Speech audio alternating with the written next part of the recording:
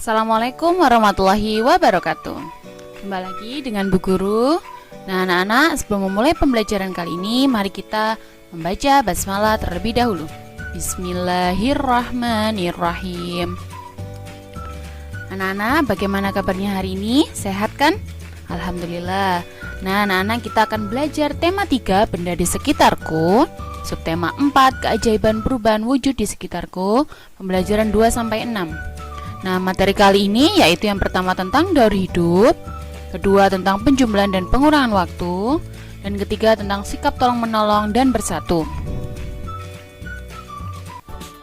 Air sangat kita butuhkan untuk hidup dan keperluan sehari-hari. Misalnya untuk minum, mandi, dan mencuci. Tahukah kalian, kalau air di muka bumi jumlahnya tetap dan senantiasa bergerak dalam serangkaian proses yang disebut siklus air. Energi panas matahari memanasi permukaan bumi dan terjadilah penguapan.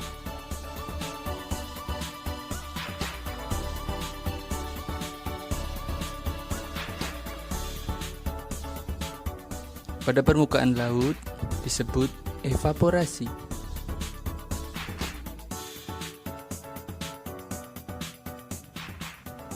Dan pada tumbuhan atau makhluk hidup disebut transpirasi.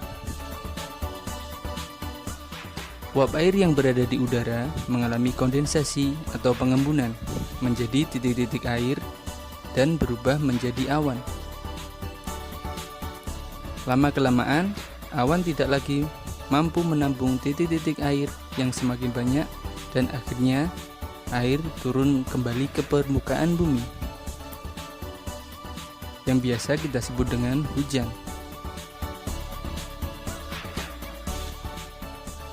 Proses ini dinamakan presipitasi. Baik anak-anak, materi selanjutnya yaitu hubungan satuan antar waktu. Diingat-ingat ya. 1 jam itu 60 menit ya. 1 menit itu 60 detik dan 1 jam 3600 detik. Nah, ini materi tentang penjumlahan waktu. Contoh yang pertama, 2 jam 15 menit ditambah 3 jam 30 menit ya, kita tambah dari belakang ya. 15 ditambah 30 sama dengan 45 menit. 2 ditambah 3 sama dengan 5 jam. Jadi jawabannya 5 jam 45 menit. Contoh yang kedua, 1 jam 25 menit ya, ditambah 2 jam 40 menit. Nah, 25 ditambah 40 itu 65 ya. 5, 6, 65. Kemudian 1 ditambah 2, 3 jam. Nah, yang perlu kalian ingat adalah menit itu maksimalnya 60 ya. Jadi ingat, maksimal itu 60 menit, tidak boleh lebih dari 60 menit. Karena ini lebih dari 60 menit, maka 65 itu kita jabarkan 60 dan 5. Jadi 3 jam ditambah 60 menit itu 1 jam ya. 1 jam ditambah 5 menit, sehingga 4 jam 5 menit. Paham ya? Materi selanjutnya yaitu pengurangan waktu. Contoh yang pertama, 5 jam 50 menit dikurangi 2 jam 30 menit. 50 kurangi 30 itu 20 menit. 5 kurangi 2, 3 jam. Jadi jawabannya 3 jam 20 menit. Contoh yang kedua, 4 jam 20 menit dikurangi 2 jam 30 menit ya. Karena 20 tidak bisa dibagi 30, maka kita harus pinjam ke 4 jam ya. Pinjam 1 jam saja ya. Oke, kita coret. Nah, pinjam 1 jam yaitu pinjamnya 60 menit. 1 jam itu 60 menit ya. Sehingga 4 dikurangi 1 jam tinggal 3 jam. Jadi kan pinjam 60 menit.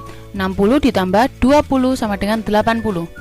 Nah, maka 80 dikurangi 30 itu 50 menit. 3 kurangi 2 itu 1 jam. Nah, jadi jawabannya 1 jam 50 menit. Nah, ini ada beberapa contoh soal. 2 jam setelah pukul 7.30 adalah 2 jam ditambah 7.30 ya. 2 tambah 7 9. Jadi jawabannya 9.30. Yang B, 40 menit setelah pukul 4.30. Jadi ditambah ya, karena setelah 04.30 ditambah 40. Nah, jawabannya 04.70. Tadi sudah diingatkan bahwa tidak boleh lebih dari 60 menit ya. Jadi 70 itu sama dengan 60 ditambah 10. Maka 60 kita masukkan ke jam. Nah, 05 lebih 10. Yang C yaitu 15 menit sebelum pukul 9.45. Maka kita kurangi ya. 09.45 dikurangi 15. Jawabannya 09.30. Nah, contoh soal selanjutnya yaitu D. 20 menit sebelum pukul 11.10 adalah pukul. Nah, 11.10 dikurangi 20 itu berapa? 10 kurangi 20 kan tidak bisa. Maka kita pinjam 1 jam ya, yaitu 60 menit di angka 11. Jadi 10 menit ditambah 60 menit sama dengan 70 menit. Jadi 10 kan tadi 11 dikurangi 1 ya, jadi 10.70 menit.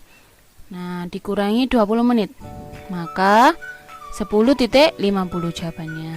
Gitu ya.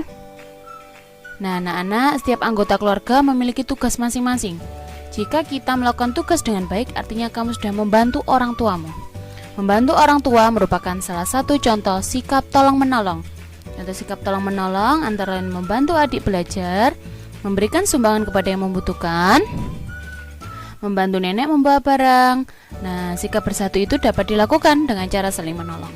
Saling menolong dapat mempererat persahabatan dan menciptakan hidup rukun ya. Sikap bersatu sama juga dengan saling tolong menolong ya. Berikut contoh sikap bersatu di lingkungan masyarakat. Mempersiapkan perayaan HUT RI, membantu tetangga yang mengadakan syukuran, berbagi makanan dengan tetangga. Nah, dengan bersatu hidup akan selalu rukun, damai, dan nyaman.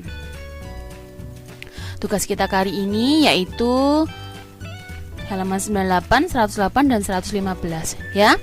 Usahakan sesuai nomornya ini ya anak-anak ya, biar tidak terlalu banyak juga ya. Semangat selalu mengerjakannya ya. Semoga materi kali ini semuanya paham ya. Jika ada yang belum paham, bisa langsung ditanyakan ke Bu Guru. Sampai jumpa saat pertemuan di video call ya. Terima kasih anak-anak. Sebelum mengakhiri kita baca hamdalah terlebih dahulu ya. Alhamdulillahirabbil alamin. Bu Guru akhiri, wassalamualaikum warahmatullahi wabarakatuh.